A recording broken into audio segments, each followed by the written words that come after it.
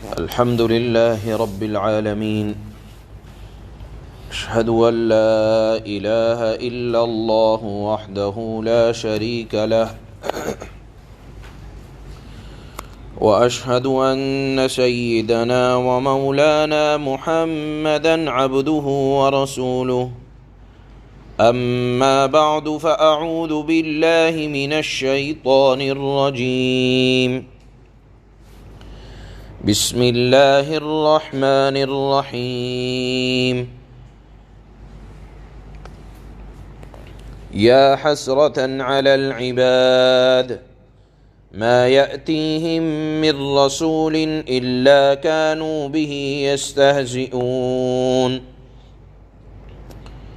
ألم يروا كم أهلكنا قبلهم من القرون أنهم إليهم لا يرجعون وَإِن كُلٌّ لَّمَّا جَمِيعٌ لَّدَيْنَا مُحْضَرُونَ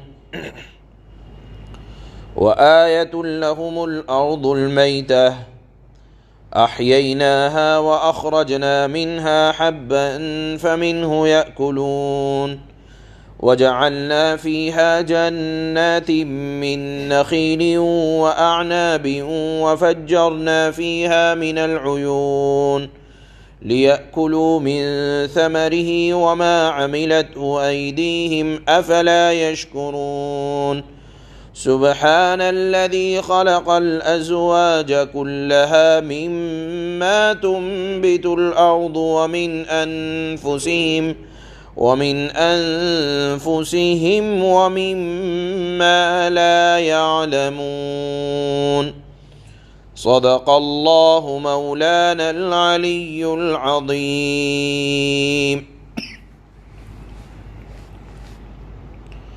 اللہ کا قرآن کریم کے اندر سمجھانے کا انداز یہ ہے کہ کہیں تو گزشتہ قوموں کے حالات اللہ بتلاتے ہیں، سمجھاتے ہیں اور ان کے حالات کو سامنے رکھ کر ڈرا کر کہ دیکھ لو کہ حالات ان لوگوں کے کیسے ہوئے جنہوں نے اپنے پیغمبروں کا مذاق بنایا، ان کی شریعت کا استہزاء کیا، بات نہ مانی، نافرمانوں کا انجام دیکھو۔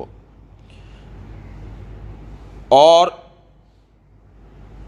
ان واقعات سے جن کو اللہ نے سمجھ دی ہے، جن کو اللہ نے دل کی بینائی دی ہے، وہ ان حالات سے فائدہ بھی اٹھاتے ہیں اور آخرت کی رسوائی سے بھی بچتے ہیں۔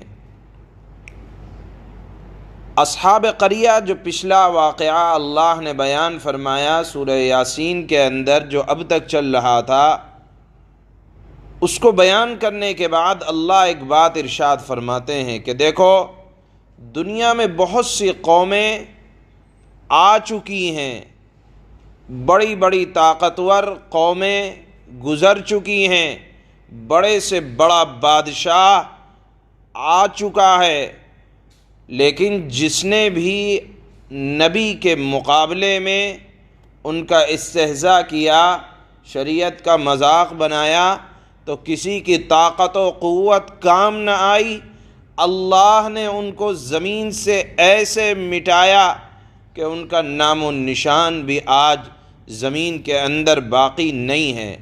اللہ فرماتے ہیں دیکھو، چل پھر کر دیکھو، کیا جن کے اوپر اللہ نے عذاب نازل کیا تھا، جن کو اللہ نے دنیا سے ختم کیا تھا، کیا کبھی واپس لوٹ کر آئے؟ انہم الیہم لا یرجعون، اللہ فرماتے ہیں واپس لوٹ کر بھی نہیں آ سکتے، لہذا سبق لینا چاہیے۔ تو اللہ کا قرآن میں ایک تو سمجھانے کا انداز گزشتہ قوموں کے حالات بیان کر کے ہوتا ہے، اس کو عربی میں ترہیب کہا جاتا ہے، ڈرا کر۔ اور اللہ کا دوسرا انداز قرآن میں توحید و رسالت کے منوانے کا اور خاص طور پر توحید کو منوانے کا شوق دلا کر، کائنات میں غور و فکر دلا کر، چنانچہ اللہ فرماتے ہیں اے انسان اس مردہ زمین کے اندر غور کر،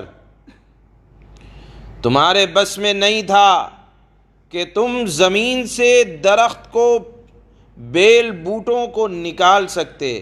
کوئی اگر یہ دعویٰ کرے کہ ہم کسان ہیں زمین سے نکالتے ہیں، تو نہیں، یہ دعویٰ غلط اس لیے ہے کہ کسان بھی صرف زمین کو ہموار کرتا ہے، زمین کو تیار کرتا ہے، دانہ ڈالنے کا کام ہے۔ ضروری نہیں ہے کہ ہر ڈالا جانے والا دانہ زمین کو پھاڑ کر کوپل کی شکل میں نکل آئے۔ کون نکالتا ہے؟ اللہ نے فرمایا ہم نکالتے ہیں۔ وَجَعَلْنَا فِيهَا جَنَّاتٍ مِّن نَخِيلٍ، اس زمین میں سے ہم کہیں سے تو کھجوروں کے باغات نکالتے ہیں، کہیں سے انگوروں کے باغات نکالتے ہیں، کہیں دانے نکالتے ہیں، کہیں طرح طرح کے اللہ اسی زمین سے پانی کے چشمے نکالتے ہیں۔ اور کیوں نکالتے ہیں؟ کہ اے انسان، تیرے بس میں نہیں ہے کہ اگر زمین سے پودا نکل بھی گیا تو وہ باقی رہ جائے۔ باقی رہنے کے لیے اللہ نے زمین سے چشموں کا انتظام کیا، پانی کا نظام قائم کیا۔ کیوں کیا؟ تاکہ جو زمین سے نباتات نکل رہی ہے، جو باغات سے کھجوریں، میوے اور پھل نکل رہے ہیں، ان کی بقا کا ذریعہ ہو جائے، یہ باقی رہ جائیں۔ ورنہ اے انسان، پھل نکلنے کے بعد بھی ضروری نہیں ہے کہ پیڑوں پر وہ پھل باقی ہی رہ جائے۔ ہم اور آپ رات دن کا تجربہ ہے کہ پھل پیڑ پر نکلتا ہے لیکن جمتا نہیں ہے۔ جمتا وہ ہے جس کو اللہ جمائے، پھل وہ بنتا ہے جس کو اللہ پھل بنائے۔ اللہ فرماتے ہیں غور کرو، اور کیوں یہ نظام ہے؟ تاکہ اللہ کے بندے اللہ کی زمین میں سے اور ان پھلوں میں سے کھائیں۔ افلا یشکرون، یہ نظام بنایا تمہارے لیے، بنایا تمہارے لیے، باغات میں سے میوے نکالے، پھل نکالے۔ اے انسان، کیا تو اب بھی اپنے پروردگار کا شکر بجا نہیں لائے گا؟ اور تو ایک اللہ کا انداز یہ ہے کہ ترغیب دلاتے ہیں، دونوں انداز سے اللہ قرآن میں انسان کی توجہ کو توحید کی طرف دلاتے ہیں۔ پھر اللہ نے اخیر کی آج کی آیت میں فرمایا کہ دیکھو، پاک ہے وہ ذات جس نے تمام جمادات کو، نباتات کو، زمین کے قبیل سے جتنی چیزیں ہیں سب کو جوڑا جوڑا پیدا کیا۔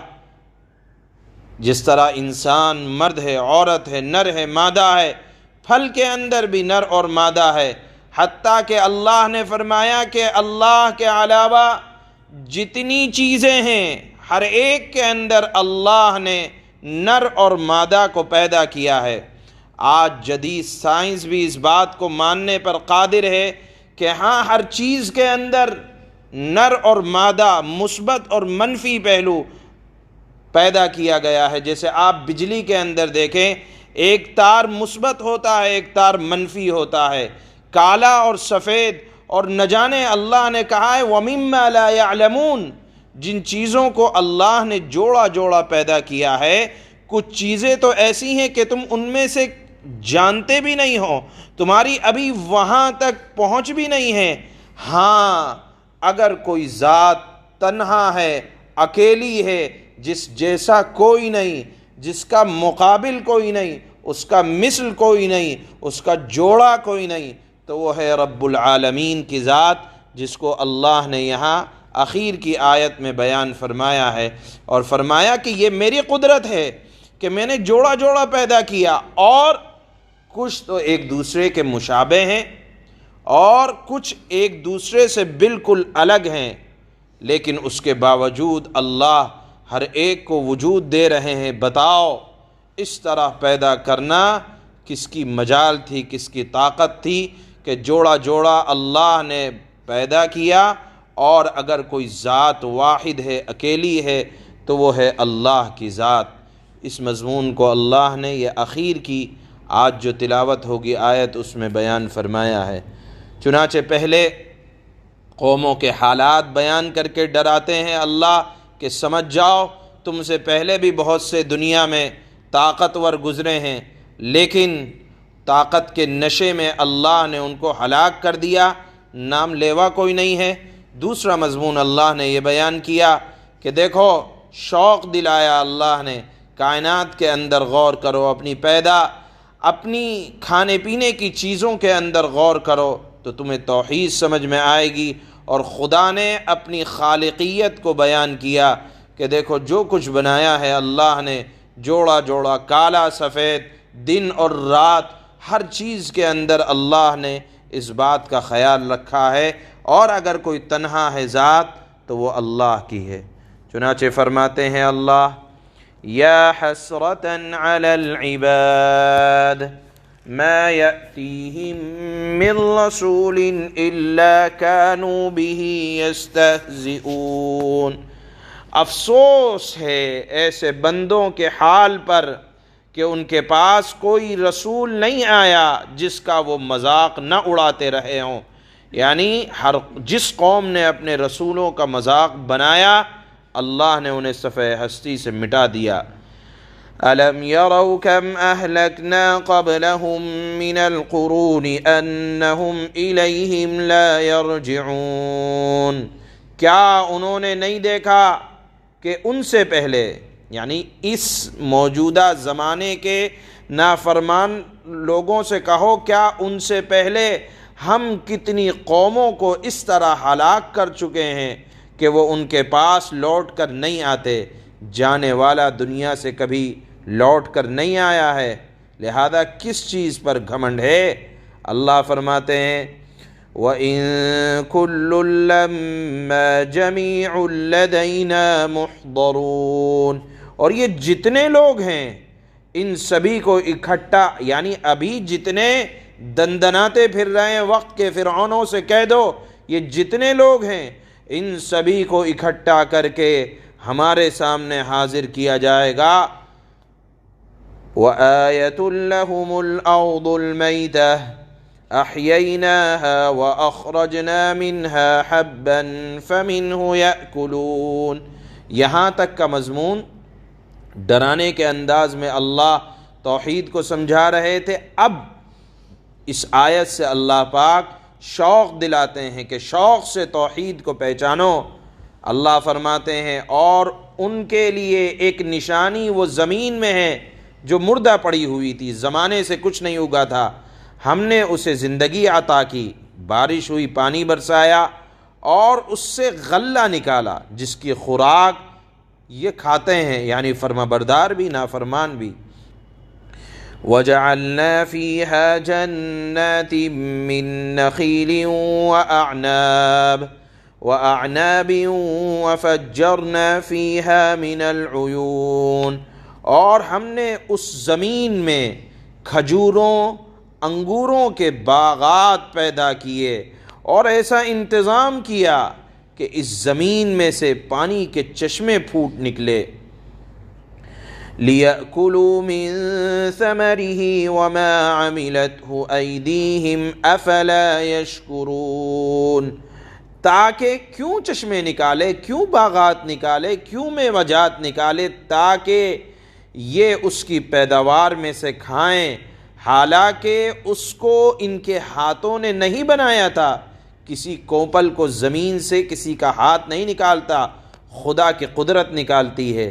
کیا پھر بھی یہ شکر ادا نہیں کریں گے اس خالق و مالک کا جس کی شان یہ ہے سبحان الذي خلق الازواج كلها مما تنبت الارض ومن انفسهم ومما لا يعلمون۔ جس کی شان یہ ہے کہ پاک ہے وہ ذات جس نے ہر چیز کو، یعنی دنیا میں جتنی چیزیں ہیں، سائنس آج مانتی ہے، قرآن 1400 سال پہلے اعلان کر رہا ہے، جس نے ہر چیز کو جوڑے جوڑے پیدا کیے ہیں، اس پیداوار کے بھی جو زمین اگاتی ہے، اور خود ان انسانوں کے اندر بھی جوڑے جوڑے پیدا کیے، اور اللہ نے بہت بڑی بات ارشاد فرمائی، اور ان چیزوں کے اندر بھی جوڑے جوڑے پیدا کیے جنہیں یہ لوگ ابھی تک جانتے نہیں ہیں۔ غرض یہ کہ مخلوقات میں اللہ نے جوڑا جوڑا پیدا کیا تاکہ ثابت ہو جائے کہ اللہ کے علاوہ ہر چیز دوسری ہو سکتی ہے، لیکن اگر کوئی دوسرا نہیں ہو سکتا تو وہ خالق و مالک یعنی اللہ کی ذات ہے۔ سبحان اللہ۔